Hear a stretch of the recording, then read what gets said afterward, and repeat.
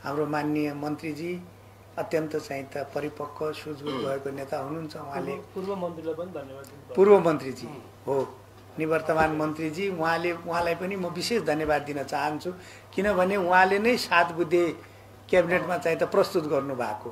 हाम्रो सहमति त्यही 7 बुँदाको जगमा चाहिँ त उभिएको हो वास्तवमा। त्यसै 7लाई हामीले नगर्यौँ। त्यसकारण निवर्तमान मन्त्रीजीको पनि विशेष भूमिका छ। र विशेष गरेर मलाई एउटा कुरा के पनि फिल भएको छ भने मैले जुन शिक्षा मन्त्रीको ठाउँमा म छु, मलाई उहाँको राजीनामाले खुसी बनाएको थिएन। र माननीय गृहमन्त्रीले भन्नुभयो कि उहाँले पनि मैले भन्दा बढी दुःख गरेर यो 7 बुँदा तयार गर्नमा भूमिका खेल्नु भएको थियो। हामीले त्यही 7 बुँदाको जगमा टेकेर यसलाई 9वटा बुँदा बनायौँ।